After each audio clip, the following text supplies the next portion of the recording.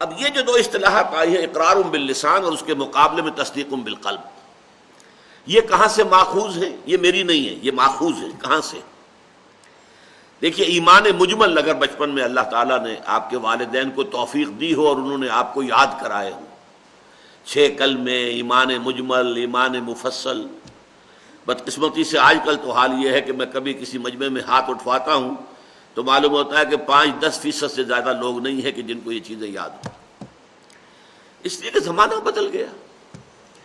کبھی تعلیم ہوتی تھی مسجد سے شروع ہوتی تھی، مکتب سے شروع ہوتی تھی، نورانی قاعدہ سے شروع ہوتی تھی، پھر قرآن پڑھا جاتا تھا، پھر کہیں جا کر کسی اسکول وغیرہ میں داخلہ ہوتا تھا، اور پہلے وہ کتابیں پڑھائی جاتی تھی۔ تعلیم الاسلام، مفتی کفایت اللہ رحمۃ اللہ علیہ، مفتی کفایت اللہ دہلوی کی کتاب ہے تعلیم الاسلام، لیکن اب زمانہ گزر گیا، لہذا مجھے اندیشہ ہے کہ شاید بہت سے لوگوں کو یاد نہ ہو، لیکن میں شرمندہ نہیں کرنا چاہتا۔ وہ الفاظ میں آپ کو سناتا ہوں۔ ایمان مجمل کیا ہے؟ آمنت باللہ کما ہوا باسمائہ و صفاتہ، میں اللہ پر ایمان لایا جیسے کہ وہ اپنے ناموں سے ظاہر ہے، اپنی صفات سے ظاہر ہے۔ اس کی ذات کو ہم نہیں جانتے ہیں، اس کے نام جانتے ہیں، اس کی صفات جانتے ہیں۔ بہت اہم مسئلہ ہے، لیکن یہ میرا موضوع اس وقت کا نہیں ہے کہ معرفت خدا بندی کے کون سا گوشہ ہے جو ہمارے لیے آؤٹ آف باؤنڈس ہے۔ ذات خدا بندی ہمارے فہم سے، تخیل سے، تصور سے، ہر چیز سے وراء الورا ثم وراء الورا ثم وراء الورا، we can't know it۔ ہاں، صفات خدا بندی ہم جان سکتے ہیں، اسماء خدا بندی ہم جان سکتے ہیں۔ آمنت باللہ کما ہوا باسمائہ و صفاتہ، میں اللہ پر ایمان لایا جیسے کہ وہ اپنے ناموں اور اپنی صفتوں سے ظاہر ہے۔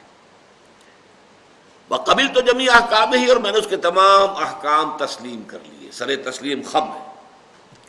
اقرار باللسان و تصدیق بالقلب، اور اس بات کا میں اقرار تو اپنی زبان سے کر رہا ہوں اور تصدیق کر رہا ہوں اس کی اپنے دل سے۔ یہ ہے در حقیقت ایمان مجمل، اقرار باللسان و تصدیق بالقلب۔ اقرار باللسان کا تعلق قانونی ایمان سے ہے۔ ابھی کوئی ہندو، پارسی، سکھ، عیسائی، یہودی کہے اشہد ان لا الہ الا اللہ و اشہد ان محمد رسول اللہ صلی اللہ علیہ وسلم، وہ مسلمان ہو جائے گا؟ ہم کہیں گے، ہم اسے یہ نہیں کہہ سکتے کہ تم مومن نہیں ہو۔ قانونی ایمان اسے حاصل ہو گیا۔ وہ تو ایسے ہی ہے جیسے کبڈی کا کھیل ہوتا ہے کہ ایک لائن جو ہے کھینچی ہوئی ہے، آپ پالے سے ادھر ہیں یا ادھر ہے، پہلے ادھر تھے اب ادھر آ گئے، بات ختم ہو گئی، لائن ہی کراس کر دی ہے نا۔ آپ نے شہادت دی اقرار باللسان، پہلے آپ کافر تھے، غیر مسلم تھے، اب مسلمان ہو گئے۔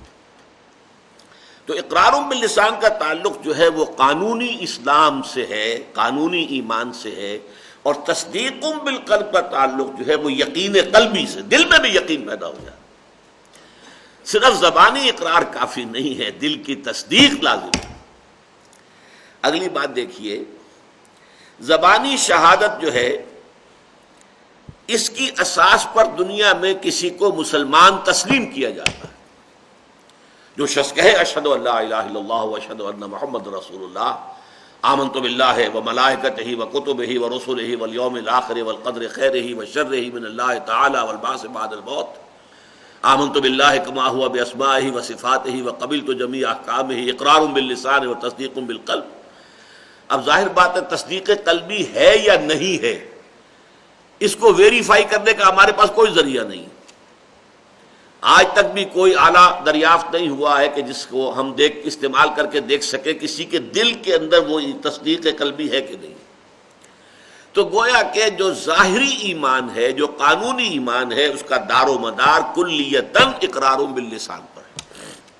اسی کی بنیاد پر کسی کو دنیا میں مسلمان سمجھا جاتا ہے۔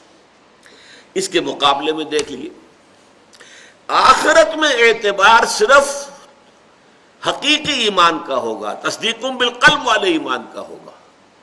آخرت میں اللہ تعالیٰ جو ہے مجبور نہیں ہے کہ وہ ہمارے دلوں کو نہیں جان سکتا، وہ تو ہمارے دلوں کے حالات سے واقف ہے۔ وہاں وہی شخص مومن قرار پائے گا کہ جس کے دل میں یقین ہوگا۔ تو آخرت میں اعتبار صرف ایمان حقیقی کا، یعنی تصدیق بالقلب کا، یعنی یقین قلبی کا ہوگا۔